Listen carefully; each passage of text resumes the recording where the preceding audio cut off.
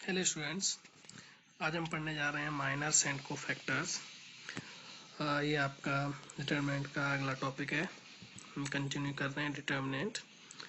तो माइनर्स जो होता है, minor of an element A I J of a determinant is the determinant obtained by deleting ith row and jth column in which element aij lies.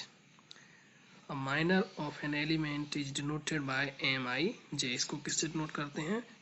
m i j। अब ये जैसे एक example से ले लेते हैं इसको, तो आपको ज़्यादा क्लियर हो जाएगा। एग्जांपल, आपके पास कोई डिटर्मिनेंट है 2 - 3 0 1 5 - 2 3 0 4। हमें माइनर फाइंड करना है एलिमेंट 4 के लिए। तो 4 की जो पोजीशन है वो थर्ड रो और थर्ड कॉलम है, तो इसकी पोजीशन कितनी हो जाएगी? 3 3। इसको हम ऐसे लिख सकते हैं A 3 3। तो इसका एम माइनर कितना होगा? M 3 3। तो इसके लिए उसी रो और उसी कॉलम को क्या कर देंगे हम लोग? डिलीट कर देंगे। तो आपका हुआ 2 - 3 1 5। इसको माइनर को जब हम लोग सॉल्व करेंगे तो 2 5 जा 10 माइनस 3, तो यह हो जाएगा +3, यानी इसका वैल्यू कितना आ जाएगा? 13 आ जाएगा इसका वैल्यू। अब हम देखते हैं कोफैक्टर। तो कोफैक्टर क्या होता है? Cofactor of an element A I J denoted by capital A I J. तो ये जो कोफैक्टर होता है उसको हम लोग कैपिटल ए आई जे से नोट करते हैं। And defined as A I J equals to -1 to the power i plus J. इसकी जो पोजीशन है i प्लस जे, दोनों को हम लोग सम कर देंगे इंटू एम आई जे, जो माइनर है उससे मल्टीप्लाई कर देंगे। तो जो आपका ऊपर एग्जाम्पल है उसी एग्जाम्पल की हेल्प से हम लोग इसका कोफैक्टर निकालने की कोशिश करेंगे।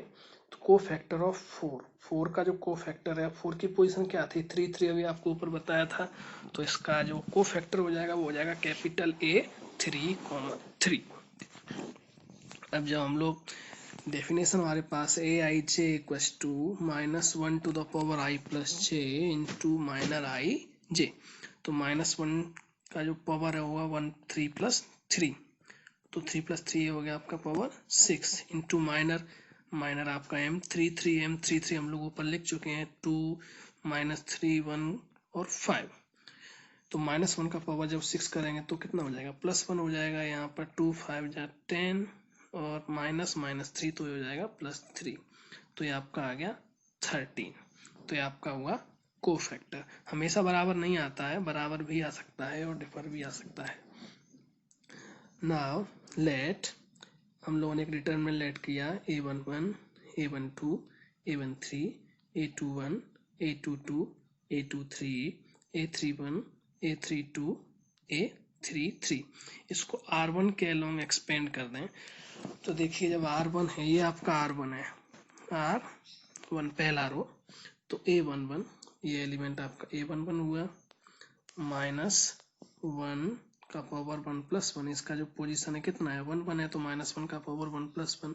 अब यही रो यही कॉलम आपका क्या हो जाएगा? हेड हो जाएगा। तो A22 A23 A32 A33। ऐसे ही आपका दूसरा जो एलिमेंट है A12, उसके लिए हम लोग जो सॉल्व करेंगे तो A12 -1 टू द पावर 1 + 2। इसकी जो पोजीशन है वो दोनों सम कर देंगे।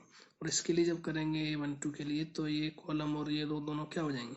हाइड हो जाएंगे। तो आपके पास बचेगा A21 A23 A31 A33।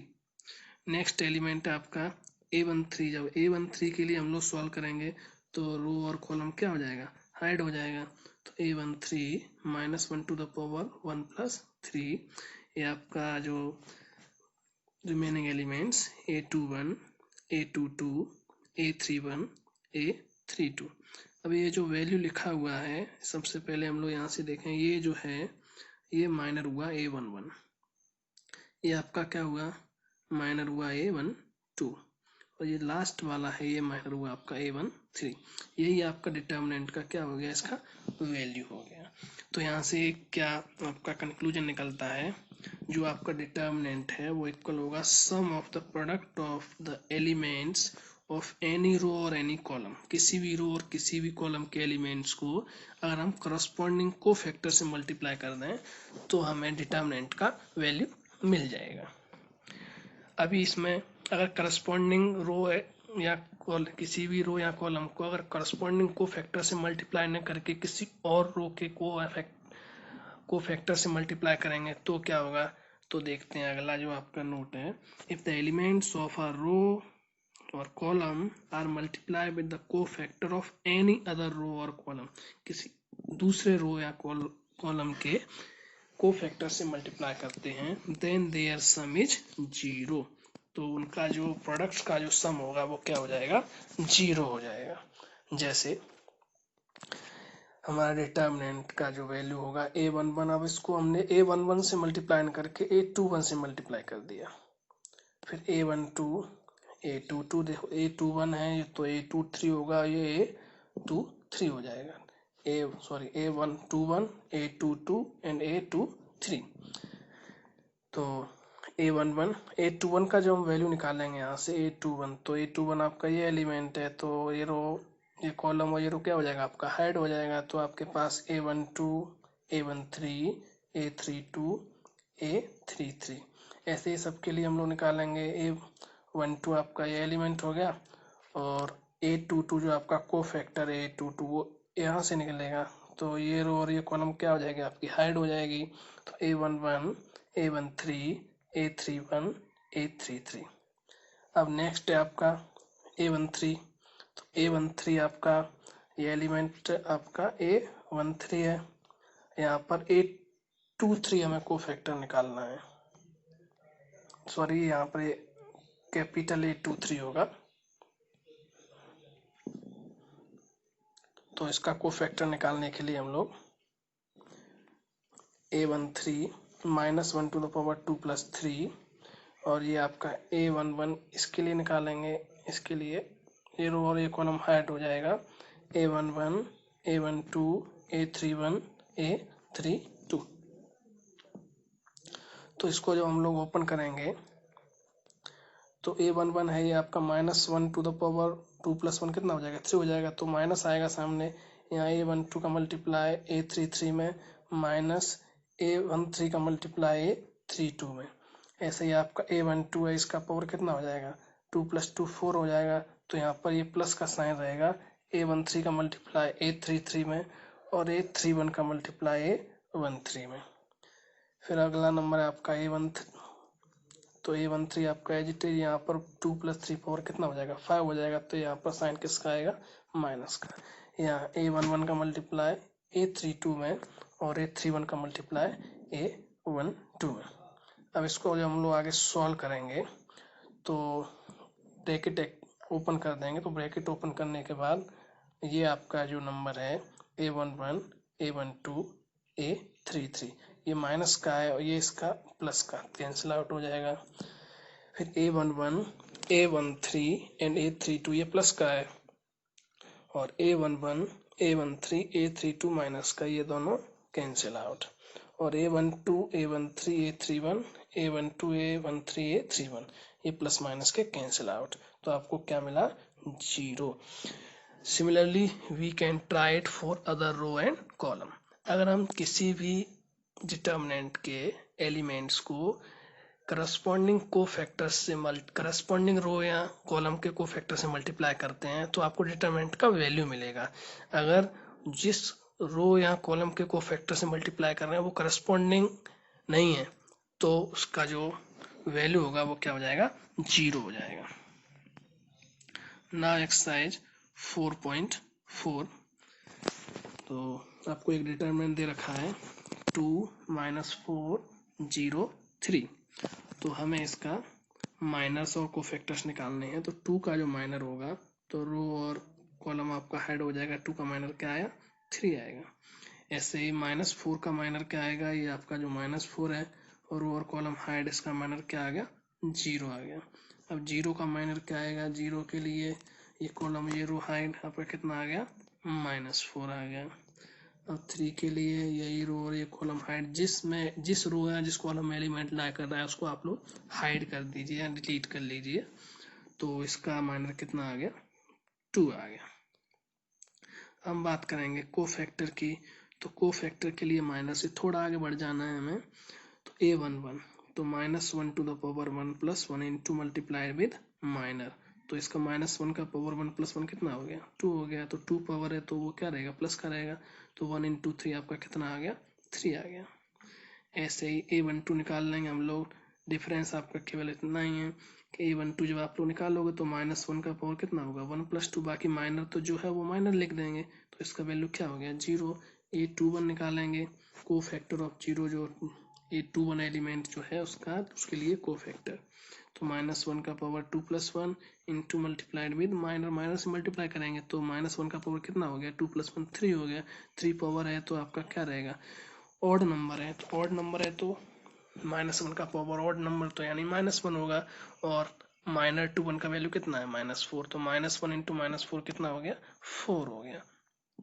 अब को फैक्टर ऑफ 3 जो अगला एलिमेंट है उसका a22 वो सेकंड रो और सेकंड कॉलम का एलिमेंट है। तो -1 to the power 2 + 2 into m22। तो -1 का पावर हो गया 4 यानी +1 रहेगा, और m22 कितना रहेगा आपका 2, 2 बन जा 2। तो आपका ये कोफैक्टर भी हम लोगों ने फाइंड कर लिया। अब ऐसे ही आप लोग इसके जो बाकी पार्ट्स हैं उनको सॉल्व कर सकते हैं और क्वेश्चन नंबर 2 को सॉल्व कर सकते हैं। सेम है question number 2। Now we solve question number 3। Question number 3 में आपको एक डिटर्मिनेंट दे रखा है 5 3 8 2 0 1 1 2 3। आपको इसको सेकंड रो के लिए एक्सपेंड करना है। सेकंड रो की हेल्प से, सेकंड रो के जो एलिमेंट और कोफैक्टर हैं उनकी हेल्प से आपको इसका वैल्यू फाइंड करना है। तो first of all cofactor of second row, second row के हम लोग कोफैक्टर्स निकालेंगे। तो सेकंड रो के लिए ये आपकी है, सेकंड रो है ये वाली। तो कोफैक्टर इसका तो 2 1 a21, जब a21 निकालेंगे तो ये रो और ये कॉलम आपके क्या हो जाएंगे, हाइड हो जाएंगे। ये हुआ 3 8 2 3 और -1 का पावर कितना आएगा, 2 + 1। ये देखिए 2 1 है तो यहाँ पे क्या आएगा, 2 + 1 आएगा। 2 + 1 कितना हो गया, 3। तो ये हो गया -1। यहाँ पर मल्टीप्लाई करेंगे 3 3 जा 9, -8 2 जा 16। तो 9 - 16 यानी -7। -7 को -1 से मल्टीप्लाई करेंगे तो कितना आ गया आपका, 7 आ गया। अगला वैल्यू हम लोग निकालेंगे a22। तो -1 का पावर कितना होगा, 2 + 2। ये आपका 5 8, यहाँ से देखिए 2 2 ये वाला एलिमेंट है तो ये रो ये कॉलम आपका हाइड हो जाएगा। तो 5 8 1 3। तो 5 3 जा 15 - 8, 15 - 8 कितना बचा आपका 7। तो 1 इंटू 7 आपका कितना हो गया, 7। नाउ a23 यानी -1 का पावर 2 + 3 2 3 यानी ये एलिमेंट होगा आपका। तो ये कॉलम और ये रो हाइड 5 3 1 2। 5 3 1 2, 5 2 जा 10 -3 बन जा 3। तो 10 - 3 कितना हो गया, 7। तो आपका कितना आ गया, -7। हमें इसका वैल्यू निकालना है। तो एरिया जो डिटरमिनेंट का जो वैल्यू है वो a21 into capital A21, a22 into capital A22, a23 into capital A23 सबका वैल्यू रख देंगे हम लोग। तो 2 इंटू 7 + 0 इंटू 7 + 1 इंटू -7। जब इसको सॉल्व करेंगे तो आपका आंसर कितना आ गया, 7। Now question number 5। Question number 5 जो है आपका MCQ है। ये आपको एक डिटरमिनेंट दे रखा है, आपको बताना है कि इसका कौन सा वैल्यू सही है। जो आपके 4 ऑप्शन दे रखे हैं यहाँ पर उनमें से कौन सा वैल्यू सही है। तो देखिए अभी हम लोगों ने पिछले लेक्चर में पढ़ा था, अभी इससे ऊपर वाले जो हमने बताया था आपको कि अगर किसी भी डिटरमिनेंट के एलिमेंट को उसके करस्पॉन्डिंग रो या कॉलम के कोफैक्टर से मल्टीप्लाई किया जाता है तो आपको डिटर्मिनेंट का वैल्यू मिलता है। अदरवाइज अगर किसी और रो या कॉलम के कोफैक्टर से मल्टीप्लाई करेंगे तो उसका वैल्यू क्या हो जाता है, 0। तो हमें देखने के करस्पॉन्डिंग कोफैक्टर्स किस में है। देखिए यहाँ पर A11 A31 है तो नहीं है, तो ये आपका नहीं होगा। यहाँ पर देखिए A12 तो A21 है तो ये भी नहीं होगा। यहाँ A21 का A11 तो ये भी नहीं होगा।